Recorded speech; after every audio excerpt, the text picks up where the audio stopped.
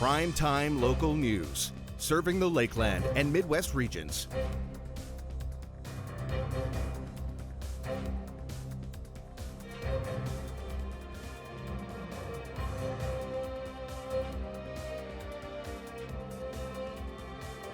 As Alberta prepares to head to the polls on Monday, the local candidates in the Vermilion, Lloydminster, Wainwright riding faced off at the Lloydex for a forum hosted by the Lloydminster Chamber of Commerce. A crowd of local residents gathered to hear from the people vying to be their next MLA. This forum was one of many being held across the region. All the candidates on the ballot, with the exception of the NDP's Don Flata, took part. Those in the crowd had the chance to submit questions on a range of topics to the candidates. Since the event was put on by the local Chamber of Commerce, the economy, diversification, and reducing regulations dominated large portions. We need to keep our government as the government. We need to keep our private corporations as private. International trade shouldn't be something that only the government can control. We need to be able to stop our government from interrupting in private enterprise. Regulation, it's not a question of getting rid of it, it's a question of modifying it or reducing it or looking at where it just doesn't make sense. And if we just invested in the people that were already here, you know, providing them with an opportunity to go to school and become educated, we have what we need. And then we also need to diversify not just our natural resources, but our energy in general. We need to diversify that and give people the opportunity. The regulations are like a cancer. It just grows and grows and grows, and it never stops, and I don't see it stopping. So that's my idea. Got to sell 3 to buy 1. The UCP candidate took time to highlight his record as MLA. There's food trade problems across the border and federal inspections. And the Chamber of Commerce, to their credit, did the work on this to get it going. My job was to try to get our government to participate. Saskatchewan participated, the federal government participated, and 2 years later we have a pilot project here. So I won't take credit for it, I'll just take credit for getting our side of the equation to try to help out. The full forum can be viewed on the Chamber YouTube channel. Advanced polls are open from 9 a.m. till 8 p.m. through Saturday, with polling stations in Lloydminster, Vermilion, and Wainwright. Sticking with the Alberta provincial election, our PTLN Vermilion Lloydminster Wainwright candidate series wraps up today. Here's our conversation with United Conservative candidate Garth Roswell. With the Alberta provincial election underway, we're speaking with all the candidates running to be the next MLA for Vermilion, Lloydminster, Wainwright, and today we're here with UCP candidate Garth Roswell. Garth, thanks for taking some time to talk with us Thanks today. for having me. I appreciate the invite. Yeah, it's great to have you here. Elections are always super busy. Yep. You're someone who I'm sure a lot of people in this riding should know about a little bit about you. At this point, yeah. Yeah, you've been here for 4 years already, but for those who don't, tell us a little bit about yourself. Well, my training is in agriculture. I have a degree in agriculture, and I got out to this area. I bought out a fertilizer business. I ran that for a length of time, and a grain company bought me out, and worked for them for a while, and then I became a financial advisor with Edward Jones, and did that for 17 years before trying come into this. So that's kind of a short, thing of my experience and what I've done. So I've always been dealing with people and trying to help them make decisions. So you were elected in 2019 under the UCP banner. Why did you want to run then and run again now? Why do you want to be MLA? Well, I had very specific reasons. Like, of course, any MLA, you have to look after local concerns and help businesses and individuals navigate the bureaucracy of government. And then you try to help municipalities with projects that they've identified and help get funding if you can. But the 3 specific reasons why I ran was, one was reducing red tape, the other one was balancing budget, and then for me it was pushing back on what I call the war on fossil fuels. So we've done a good job. You never stop cutting red tape, but we just about achieved our goal. We wanted a 1/3, I think we were 29 or 30%. So the frame of mind is in the right direction, and we want to continue that. And then the budget did get balanced, in this last 2 budgets. And so again, I think we're in the right frame of mind there. So the things, the war on fossil fuels, I want to push back on that still. That's a long-term project, that one.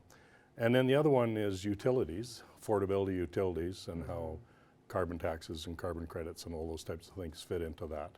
And that's a big deal. Affordability is a big deal for me, and that's the one I want to I've put a lot of effort into understanding. Yeah. And then the other one is healthcare. And I toured the whole province with the health minister last summer, talking to internal people and external people, trying to see where the issues were and come up with solutions. So healthcare is a big part of what I want to accomplish, and that's very pertinent to Lloydminster given the border and all the issues that come out of that. So we've been working away at those types of problems. Yeah, there's definitely some extra, even just red tape when it comes to the Yeah, Lloydminster is an animal of its own. It's you know, there's advantages to having the border there, and there's disadvantages, and you do your best to take advantage of the advantages and try to lessen the disadvantage, but it can be a challenge, that's for sure. So this election, you're sitting in a different position than you were in 2019. Yeah. NDP were in power. Now you're looking, the UCP are looking to be re-elected as the government. Yeah. Talk to me a little bit about what you're proud of from this past term, and maybe some things that you want to look to do if you're re-elected. Obviously, you were only in power for 4 years, so you can't do everything in that amount of time. And so just talk us through that. Well, I think the stuff I'm proud of is the stuff that we've accomplished, specifically to Lloydminster. Like we did get net care. We passed legislation to get net care, like lab and x-ray results, to be able to cross the border. The legislation was passed. I didn't realize how long it took to get regulation put in place in order to accomplish it. Yeah. So that's supposed to be wrapped up by this fall. And now we got Connect Care, which is hospital-based, and that's the next thing I want to try to work on there. But I'm proud of that. That's been a problem for literally decades. And we got some money for the Expedition Association to buy out land from the city. That had been a problem that had been there for a long, long time. We got about double the money for the dialysis units that we're going to put in place. We were going to put it in the Prairie North Centre, but it was deemed at the last minute that it would be better to be over by the hospital. So the construction is going to start in July. So it's some of these long-term issues that were impacting Lloydminster that, you know, and it's, you know, the local people and local organizations helped a lot, and my job was to try to motivate our government to solve the problem. So from a constituency-based perspective, those are the things I'm really proud of. Awesome, Garth. Yeah. Well, thank you so much for taking some time out of your busy campaign, big riding to get across. So thanks for talking with us today, and wish you the best of luck on May 29th. May 29th, Connor. Well, thanks for the opportunity. Thank you. And full disclosure, we reached out to all the candidates running to be the next MLA representing Vermilion, Lloydminster, Wainwright. New Democratic candidate Don Flatta declined our interview request, while independent candidate Matthew Powell came in studio for an interview and afterwards asked for the interview not to be aired. Alberta votes on Monday. City Council has recently approved an additional fire priority dispatch system as well as a secondary 911 call system. The decision was made by City Council on Tuesday. The objective of the new system is to aid the fire department with calls spanning from both provinces. It takes a special person to work in a 911 dispatch center. Anything that we can do to help alleviate their stresses, and at the end of the day, get resources to the people that need them in a hurry, that's good. The new plan, or the new software we're getting, is going to help the dispatchers ask the pertinent information they need to ask for and get us the help we need quicker. And with wildfires at the top of people's minds, the new dispatch system ensures the quickest response times from Lloydminster. Providing them with as much detail and information, it can be life-saving. And you know, in a matter of seconds and moments, it's a huge difference if our fire teams can get there from that perspective. So, you know, do you stay up and be as state-of-the-art as we can to ensure for the residents the best protection we can offer? That's what was chosen by Council today. The new 911 dispatch and other dispatch system will be implemented at a later date.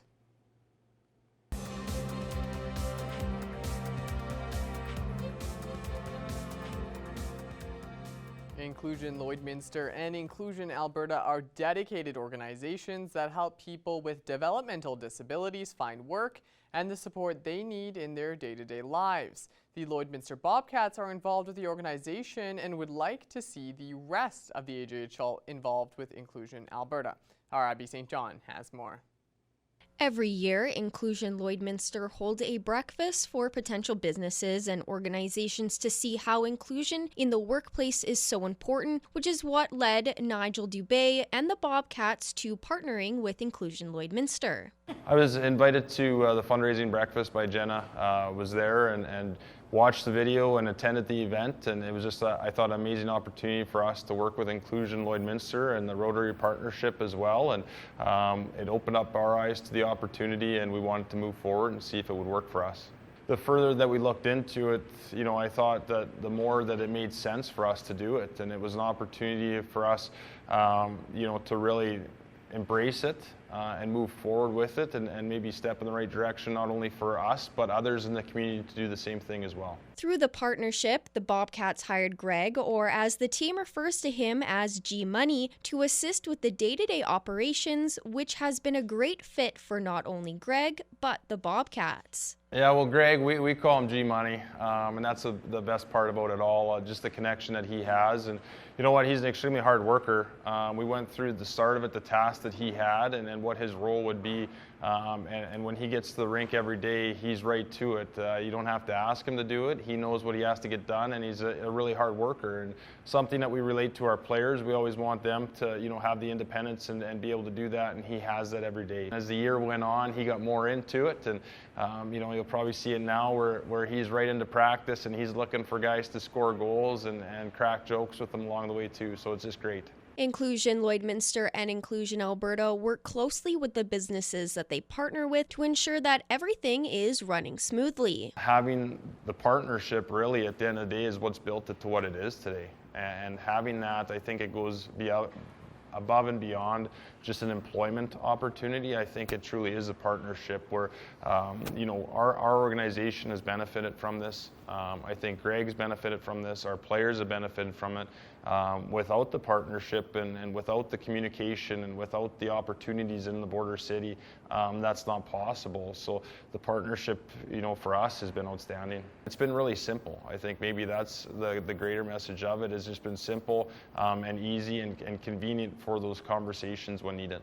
Without Inclusion Lloydminster or attending the breakfast, the thought about hiring someone with a disability wasn't brought up, but it's something that the Bobcats have benefited from immensely. To actually have an employee through the Inclusive Employment Opportunity and Inclusion Alberta, I don't think that was ever a thought really that came into it. And then once we went to the breakfast and just the whole vibe of the event and the people around there all looking for the greater good and the greater partnerships, whatever that may be, leaving there that day led us to having Greg here. And if we weren't there that day, we probably wouldn't have Greg here, and it's probably one of the best decisions as an organization we've made. You talk about inclusion, being included in the team, and that feeling of being a part of our organization, our team. I think that was a day that really turned our partnership around and our relationship. And anytime you can take the opportunity to get to know somebody better, and a simple nickname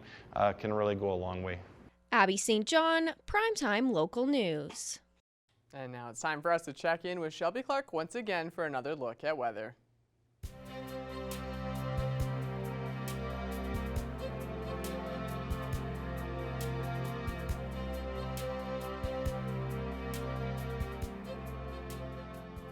Thanks so much again there, Mr. Jace Mackey. Yes, now taking an extended look at your weather forecast. We'll be starting off with our central zone of the provinces. Seem to be the most popular temperature on our Alberta side. All are just sitting at that 18-degree mark, so just a couple degrees from that 20-degree mark. So we are still kind of seeing these same temperatures that we have been seeing continue on through this week. Red Deer seems to be the coolest at 15, and we go a bit higher to Cold Lake, and they're just at 19. So kind of all matching right now on our Alberta side. As we switch over to our Saskatchewan side, they are looking slightly cooler compared to Alberta Alberta side. We have Meadow Lake and North Battleford matching with us on our Alberta side with that 18 degrees, and then we start to cool down from there. 14 for Prince Albert and down in Saskatoon, and we look a bit over into Melfort, and they're just at 13. So slightly cooler in these 3 spots here over on our Saskatchewan side. Going over to our northern zone, they are matching with us as well with these conditions. Throughout the week, we have been seeing those mid-teen temperatures, and it hasn't been seen like we've been warming up by too much or cooling down by too much. Most spots are just sitting at 14 on this side. Then we have 15 and 16 with Wollaston Lake and down in South End, and we go a bit higher to Stony Rapids and Uranium City, and they are just a few degrees off from that 20-degree mark. Going back over to our Alberta side here, they look like they have slightly warmed up from what they have been seeing yesterday, especially in Grand Prairie here. Now just hitting 20 degrees. Then we start to slightly cool down from there as the rest are kind of matching with us from what we have been seeing in our central zone. We have 17s with Fort McMurray and Slave Lake, while there's 18s up in High Level and Fort Chipewyan. And we go over to Peace River, and they are seeing the coolest condition just at 16. Now as we go over to our southern zone, we usually kind of expect on our Alberta side here in our southern zone to slightly warm up from what they have been seeing throughout the week compared to what we are seeing in our central and our northern areas. But now here in our southern zone, they are matching with us more. 19 degrees in Medicine Hat, while it's 18 in Lethbridge, so they are probably the closest to that 20-degree mark. Then we have some that are slightly cooler with Calgary and up in Coronation at 17, and over in Banff, they are looking the coolest there at 15 degrees. And going back over to our Saskatchewan side here, they have slightly cooled down from what they have been seeing for the past few days, as they were even seeing those mid-20s getting closer to those 30-degree marks on this side. We have 14 now in Swift Current, while it is 19 in both Moose Jaw and Kindersley, so they are seeing still those teen temperatures and a bit farther out, and then they are looking a lot warmer with Regina at 22 and Yorkton and Estevan at 26, 27, so they are just a few degrees underneath that 30-degree mark. But now as we look at some temperatures expected for tonight for evening lows in these surrounding areas as we head off into our evening into our Friday. We are looking at some single digits for our evening lows in most of these spots. A low of 8 is what is expected for most, with Meadow Lake, Provost, and Paradise Hill. Then Bonnyville will be expecting a low of 9, and then Isla Cross will be expecting that low of 10. So we are kind of ranging from between lows of 8 to 11s in most of these spots in our surrounding areas. And you know, the best news yet is Provost is going to be seeing around an 80% chance of some showers later on. So for the most part, they are going to be expecting more cloudier conditions, but then we have some areas that are expecting some showers and some rainfall in the evening and throughout the night. So hopefully we will be getting that in our surrounding area, because we all know we definitely need it to help with these dry conditions. Looking at our hourly forecast for our Friday here in the border city, we will be kind of matching with what we saw today. We are going to be warming up by a few degrees for our daytime high. So as we go through the day, we start to warm up to those double digits around 12, 1 p.m. and then we finally start to hit around 21, 22 degrees for our daytime highs. So we will be warming up by a few degrees compared to what we saw today for our Friday, which is pretty nice, because as we head into our weekend, we will even warm up from there, hitting that 23 and 25 for Saturday and Sunday. And the best news, once again, we are expecting a high chance of some precipitation on Saturday, so just be prepared. We probably won't have a sunny day for our weekend, but it'll be nice to have some wet conditions finally to really help out with these conditions and the wildfires around here. And then as we head into our Sunday, heading into our next week, we will be warming up even more to 25, 26, and seeing some sunnier days ahead, and those conditions will continue on through the rest of next week. And that's all I have for now. Our Jason Mackey will have more news coming up after the break.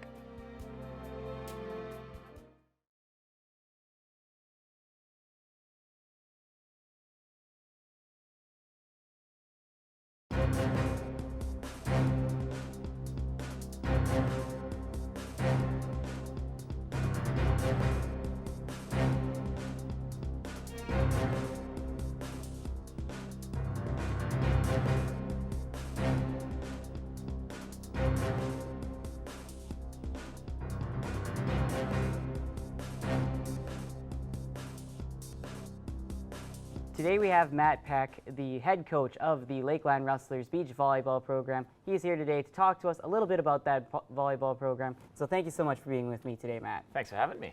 All right, Matt, so we'll start off, though. You were telling me before we started this interview that you were an alumni of the Lakeland Rustlers volleyball program. Tell me about kind of your journey as a Lakeland Rustlers player and how you started up this program as well. Yeah, for sure. So I was part of the junior national team in Australia back home growing up. And so once we graduated high school, there's no college or university sport in Australia.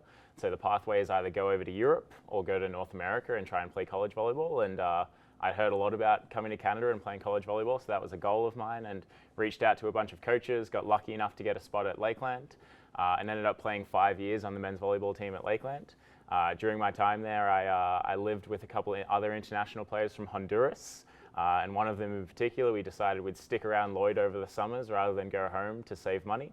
And we were cleaning dorms over the summers, and our first summer we cleaned dorms, and the next time we went back, we decided that we wanted to try and do some more coaching over the summer as well.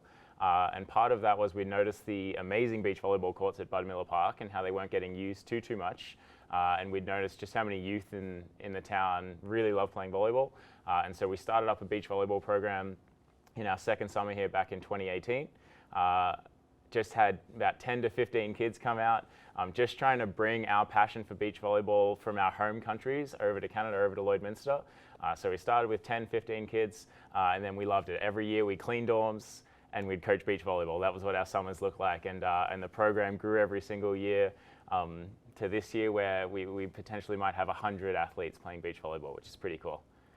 And so with it being kind of a club, tell me a little bit about how you guys, are you doing lots of practices and training, or just kind of a drop-in style, have kids come and play beach volleyball kind of day in, day out at the courts there at Bud Miller? Yeah, so we separated as an older group and a younger group, so about U16 and up, and then U15 and down. They'll have one training session during the week. So that's where we'll introduce them to a lot of the skills, a lot of the different tactics for beach volleyball, really technique-specific things during the week. And then on Sundays, we'll get everyone in over 2 sessions, and that's just games. And so one session will be training, the other session will just be games. And we really want to have a focus on a whole lot of gameplay for beach volleyball.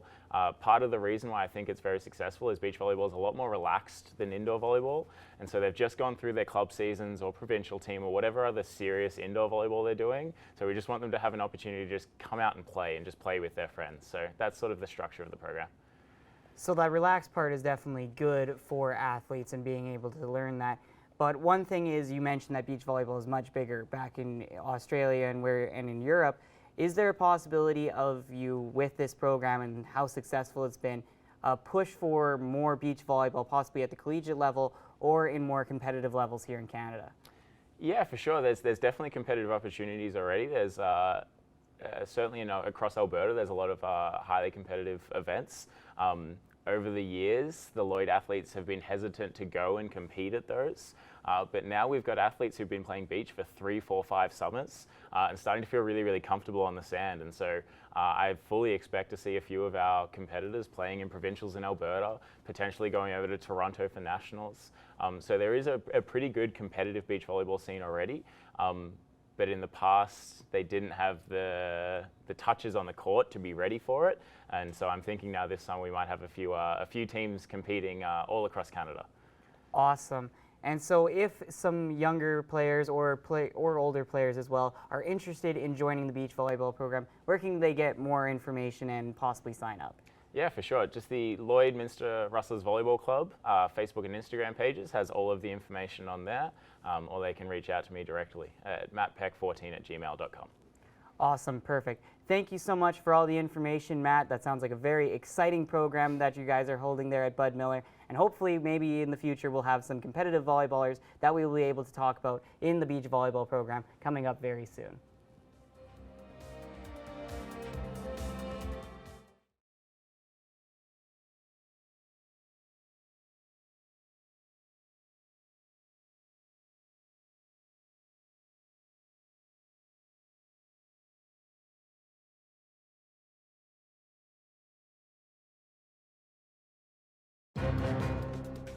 Furniture set and design supplied by Furniture Gallery, downtown Lloydminster. It's an exciting day here on Primetime Local News. We get to talk about the launch of the Stars Lottery. This is such a great event. Mark Oden is joining me here today. Mark from Stars, thank you so much for speaking with us. Thank you. Let's talk about this exciting lottery. Tell me about, first of all, some of the exciting prizes that are available this year. Well, there are over 1,600 prizes worth more than $3.6 million, so it is a very exciting time of year. Of course, we have our 2 grand prize dream homes, both of which will be awarded. One in Saskatoon, one in Regina area, both well over $1 million. But of course, there's lots more. There are vacations, there are vehicles, all of which have cash alternatives. There are home and outdoor and leisure and jewelry prizes.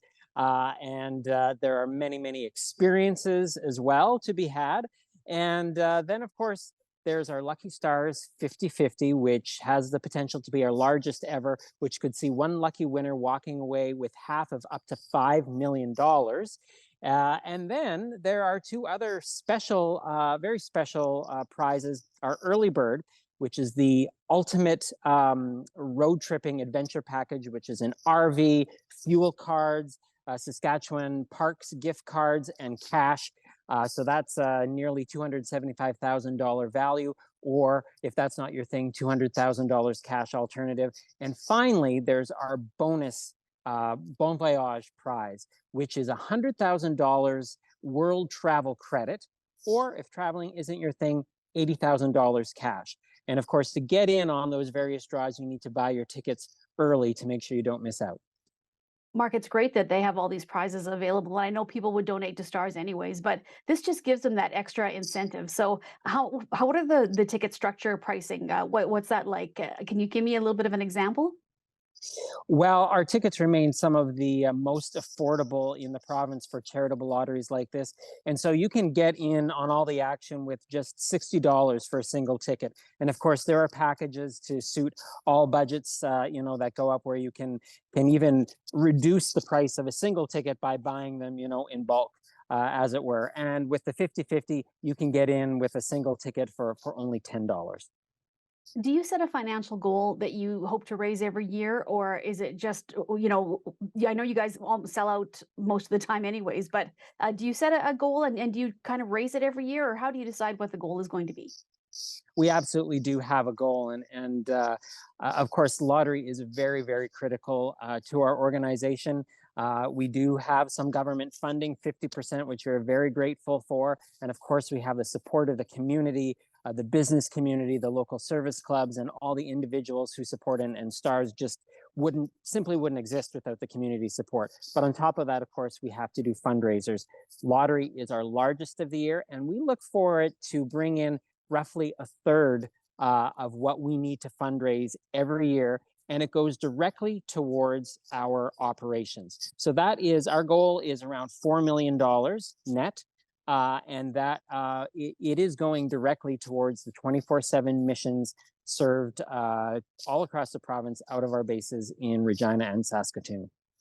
I'm sure, Mark, that most people know what Stars does. And when you see the helicopter fly over, it's kind of a bittersweet thing because, usually it means somebody's in trouble, but you guys are also then working to save a life. So can you tell me a little bit about the mission of Stars? Well, absolutely. We say that we are your best choice in a worst case scenario, which is to say that, as you said, when you see the red helicopter out, that unfortunately somebody is having likely the worst day of their life. But we are fortunate to be here, to be able to work shoulder to shoulder with our partners in the chain of survival, with police, fire, local EMS, and hospitals across the province, to be there when you need us to be there. And we carry the sickest of the sick and the most injured people. And it requires a lot of money to do that, for the training, for the equipment, for the to maintain the aircraft, put fuel in the tanks, medications in the IV lines, and we say that our aircraft and our crew really are a functioning mini intensive care unit in the sky. When Stars comes, we don't simply transport you quickly and smoothly to another destination to get a higher level of care. The care starts right then, with making sure the patient, of course, is stable, and working with our partners on the ground to do that, but then doing advanced diagnostics. We can do everything from ultrasound to blood transfusions, to getting all sorts of vital stats and relaying those on to the receiving hospital so that your care has already begun. And indeed, when we take you to the operating room or the higher level of care, those physicians and nurses already know the status of the patient. So it really is being a vital link in that chain of survival that is so needed, not only in rural and remote areas, but even urban people when they are out for work or recreating or hiking or whatever they may be doing. We are there for them as well. Okay, Mark, so let's talk about the deadlines for the lottery here. Can you give me the information on the early bird and the bonus deadlines, please? Absolutely. So that early bird prize deadline with the RV and the cash is July 7th. But that bonus Bon Voyage prize of $100,000 world travel credit or the $80,000 cash, you need to get your ticket by June 16th to qualify for that one. Okay, and the information, Mark, for people who want to buy the tickets, where is the best place to go? Easiest way is to go online to starslottery.ca, or you can call toll-free 1-844-STARS-SK 7 days a week, 8 a.m. to 11 p.m. Thank you so much, Mark, and good luck with the lottery. Thank you. And that's our show on this Thursday night. Thank you all so much for joining us on Primetime Local News. Have a great night, and I'll see you back here again tomorrow.